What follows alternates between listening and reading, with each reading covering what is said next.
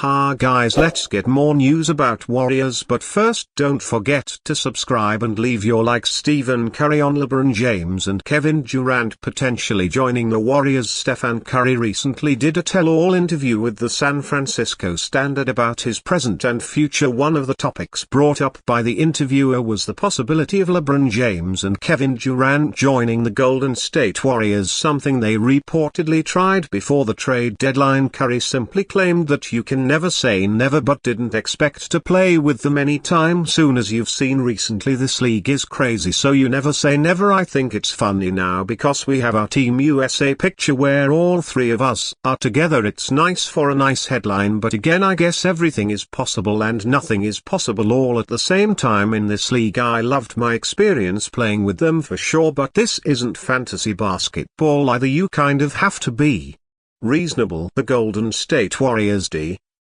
make approaches towards Kevin Durant during the trade window. However, Durant turned down the opportunity seemingly because of his strained relationship with Draymond Green during his first stint with the Warriors. Green seemingly took a shot at Durant when rumors of the failed move went viral. As for LeBron James, there were some rumors that the Lakers would be open to trading him once they pulled off a massive move sending Anthony Davis to the Dallas Mavericks in exchange for Luka Doncic. With Doncic being much younger than LeBron James, the Lakers could have quickly pivoted into rebuilding around Luka in the months to come. However, the Los Angeles Lakers were adamant about keeping LeBron James and having him mentor Luka Doncic over the years to come. It is unlikely that LeBron or Durant will join the Golden State Warriors in the years to come. The salaries that three stars all earn are going to be too much for any team to reasonably build a team around. In the same article, Steve Kerr spoke about how understanding Stephen Curry is when it comes to the future of the Golden State Warriors and making sure that the franchise has a shot at rebuilding years after his departure. Kerr added that Curry is a unique superstar in that respect, as not many others would be willing to do so. I can't think of anybody who could handle a situation like this with the dignity and grace that Steph has, but he also understands the responsibility that comes from if you want to be a Warrior for life, and that's a big part of his goal for his career. He wants to be in one place, then it doesn't come without some sacrifices. If he looked at this in a more transactional matter, maybe he'd be asking those guys to do stuff, or maybe he'd be asking for a trade, but he understands the value of the relationship and being in one place forever. He watched Kobe do it, and Tim Duncan and Reggie Miller. There's a lot of gratification and meaning in that. Stephen Curry wants to remain a Warrior for life, but he doesn't want it to come at the cost of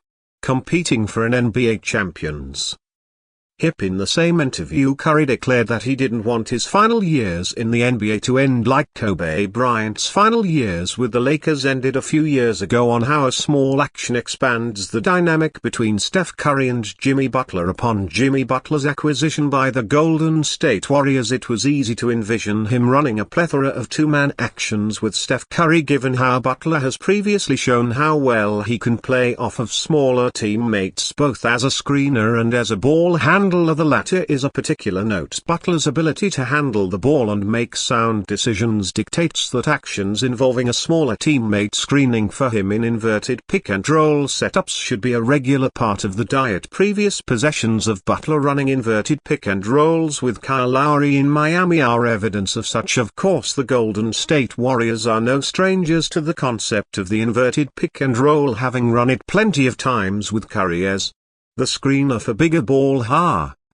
handling wings such as Jonathan Kuminga and Andrew Wiggins. Even Draymond Green, a unicorn when it comes to ball handling, has been a benefactor of Curry's deceivingly bone-crunching picks. It wasn't far-fetched to deduce that if Wiggins and Kuminga, who both profile similarly to Butler in terms of physical makeup but are inferior ball handlers and decision-makers, can thrive using Curry as the screener, there was reason to think that not only could Butler succeed in a similar setup, he could add more to it due to his superior ball handling, decision-making and passing. With Wiggins' departure for South Beach and Kuminga continuing to be sidelined due to his ankle injury, the only viable candidates left for handling the ball with Curry setting the screen were Butler and Green, both notable for their low volume of three-point attempts as well as low efficiency from beyond the arc. But that did not stop the Warriors from theorizing Butler in situations that had him handle the ball with Curry setting their screen. They did not waste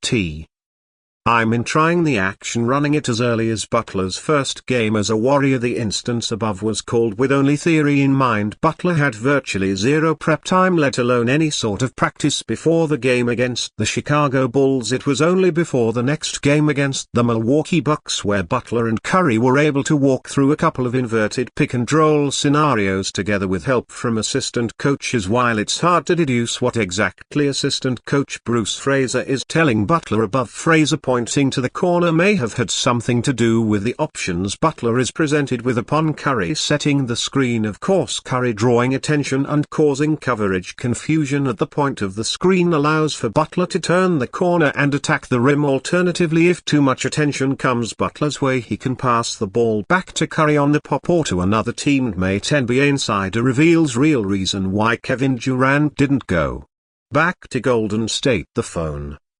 9 Suns continue to look like a team that is not going to make much noise once the playoffs finally do roll around, but that won't be for the want of trying by superstar Kevin Durant. Amidst all the trade talk throughout the league leading up to the deadline, in which ended up including himself, Durant has remained a cool customer both on the court and when talking to the media. Then again, when you're 36 years old and just enjoying your basketball, having done so much in this league, we shouldn't be surprised this is Durant's attitude to all the talk. He's seen it all, moving teams several times in the past on his own terms, so trade talk doesn't faze him. He also recently joined the 30 points club, getting to that accolade faster than old pal LeBron James. That's because the Golden State Warriors were rumored to be pushing for a player who won a pair of championships with them hard in the final days of the trade deadline. A deal never did happen despite the apparent willingness of the Suns to listen to offers, with Durant again cutting a wise figure in speaking with the media on the fact he was made available at all by the franchise. Now NBA insider Shams Charania of ESPN has gone on the record as saying that the Warriors felt they had put a deal in place to actually acquire Durant. The problem, Durant himself didn't sign off on the deal, and although he doesn't have a no-trade clause like Bradley Beal, superstars still have a lot of pull in this league. Phoenix might be Devin Booker City, but the Warriors wouldn't have wanted a player who didn't want to be there either. Worryingly from the perspective of the Suns, however, the fact they managed to get Jimmy Butler and